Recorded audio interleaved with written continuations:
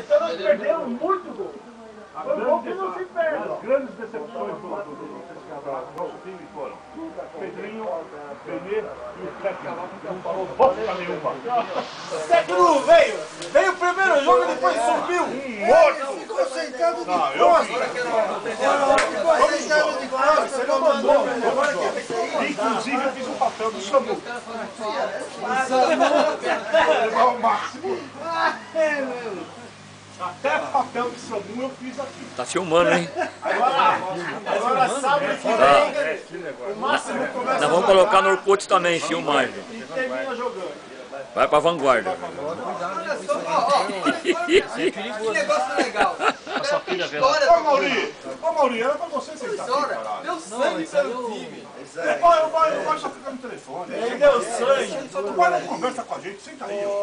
Só que o Já pessoal abasteci tava vocês falando, enviar de tudo. se faz primeiro, vamos dizer, todo jogo gostando de alegria, todo jogo risada no segundo turno, todo torto, de primeiro e segundo. Porra, agora eu sou no stand-up da firma.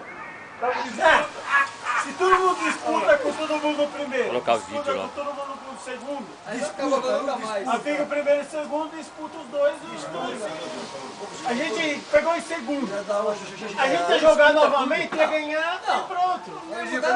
Depois de terminar em primeiro, Não. o primeiro turno ele tem que jogar todo o segundo turno de novo. Filmando, bonitinho? A gente poderia ganhar do Japão, não estaria em segundo. Uma criança. Filma aquela coisa mais linda ali, ó. Não, que beleza. Tá. Você vai faltar? Você vai ficar com frescura? Ah, o que já ligou? Ó o Maurezinho. Já ligou esse cara aí. Querendo saber do campeonato falou no ano que vem. Quando for fazer aí, já deixou que eu botei uns 10 telefones aí já. Ó, os times se respeitaram. O Magão, você não falou nada até agora, velho. Tá quieto o homem aí. Vai tomar no gol. O cara vai sair do gol. E lá vai ter. Quem comenta aqui, ó.